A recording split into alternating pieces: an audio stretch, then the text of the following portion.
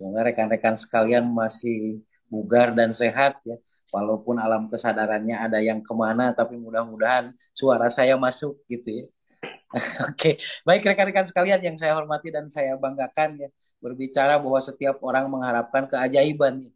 Setiap orang mengharapkannya itu keajaiban dimensi dan setiap apapun yang dia impikan dan cita-citakannya itu segera terlaksana.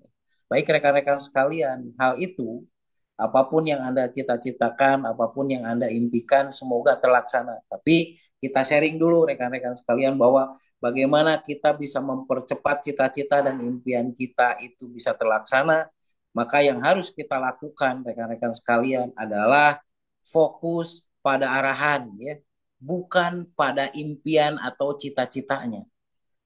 Kalau kita fokus pada arahan, maka impian dan cita-cita tersebut itu akan terlampaui dengan cepat. Tapi kalau kita fokus pada cita-cita dan impiannya, maka biasanya, kebanyakannya rekan-rekan sekalian, orang tersebut itu banyak kecewanya. Oke, kita balik lagi kepada fokus pada arahan.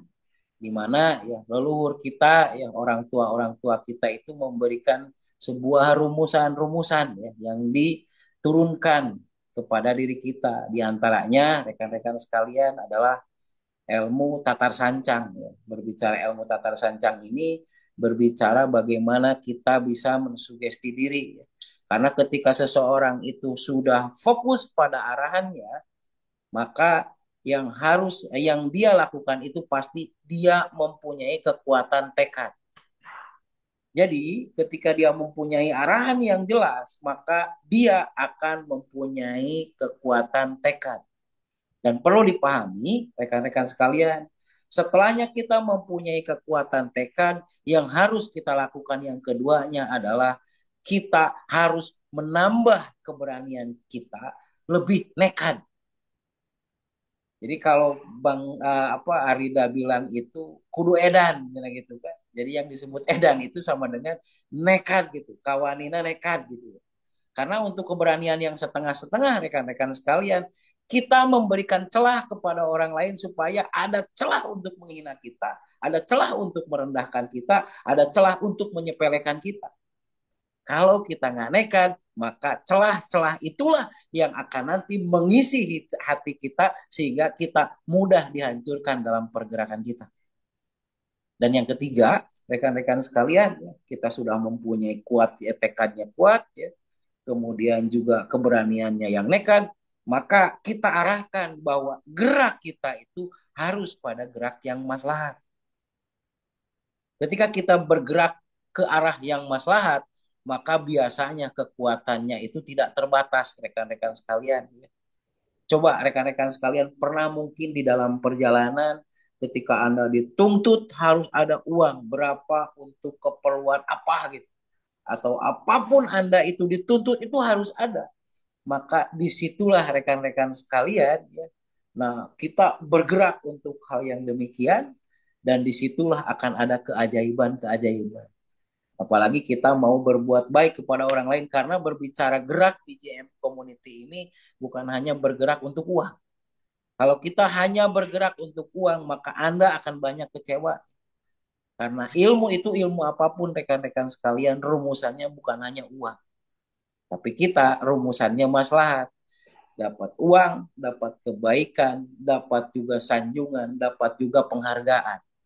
Disitulah kita akan memperoleh kepuasan. Jadi kalau kita bergerak dengan maslahat, maka rekan-rekan sekalian, uang yang akan terus kepada diri kita itu mengalir gitu ya. Jadi lain neangan duit wae gitu. Jadi duit nu kudu neangan urang gitu. Nah, itulah gerak di sebuah ilmu yang kita kuatkan tekadnya, kita nekatkan di dalam gerakannya dan kita juga maslahat di dalam gerakannya. Nyambung kepada sebuah pernyataan dari Abah tadi ya bahwa tidak usah kita mengejar kupu-kupu, maka perbaikilah tamannya katanya. Niscaya nanti juga kupu-kupu akan banyak menghampirinya. Oke, baik rekan-rekan sekalian ya. Jadi tidak usah mencari kupu-kupu, indahnya kupu-kupu. Nanti juga ketika taman dan bunganya itu sudah banyak dan sudah tertata, maka secara otomatis kupu-kupu itu akan banyak menghampiri pada taman kita. Begitu juga dengan diri kita, rekan-rekan sekalian ya. Kalau kita sudah melakukan banyak kebaikan, rekan-rekan sekalian, maka secara otomatis rezeki juga akan mencari kita, bukan kita mencari rezeki. Sebagai contoh, rekan-rekan sekalian, contoh kecil lagi. Kalau di GM itu sawahnya satungtung dele ya. Kalau di GM itu sawahnya, itu kebunnya itu sejauh mata memandang. Kebayang rekan-rekan sekalian, kalau rekan-rekan sekalian di Pasir, di PJL, apakah rekan-rekan sekalian ada prinsip tabur, tabur tuai nggak? Kita melak, ya, kita menanam, kita juga panen. Anggap, ketika kita ke PJL itu kita panen. Tapi pahami rekan-rekan sekalian, di samping PJL atau di rumah PJL atau di tempat PJL itu bukan hanya PJL, tapi ada orang yang dekatnya. Kenapa tidak Anda menanam kebaikan pada orang yang kerabatnya PJL tersebut? Apakah Anda mau mengakupressure misalkan kepalanya, mau mengakupunktur kepalanya, atau Anda mau misalkan mengkuprak punggungnya dua siki begitu, dua buah aja gitu. Dan itu Anda tidak menarik apapun pada dia. Nah, itu sama dengan rekan-rekan sekalian sudah menanam. Dan pada satu saat tertentu, Anda atau orang tersebut juga akan kita panen. Perlu dipahami ya rekan-rekan sekalian, manfaatkan hal yang demikian. Karena satu pasien, satu PJL itu sebetulnya bisa menjadi beribu juga PJL. Dengan cara apa? Ketika kita menangani satu orang, kita investasi ke satu orang, kedua orang, ketiga orang yang ada di sana.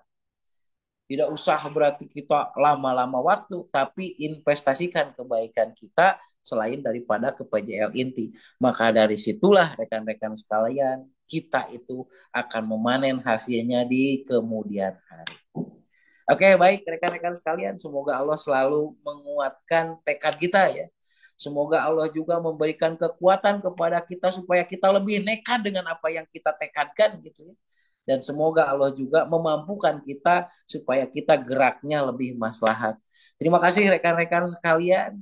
Semoga keajaiban selalu menimpa pada rekan-rekan sekalian dan pastikan sugestikan oleh rekan-rekan sekalian keajaiban akan selalu menimpa rekan-rekan sekalian dimanapun, kapanpun, dengan siapapun ketika Anda meyakini bahwa diri Anda akan mendapatkan berbagai keajaiban dan kebaikan dari ilmu ini.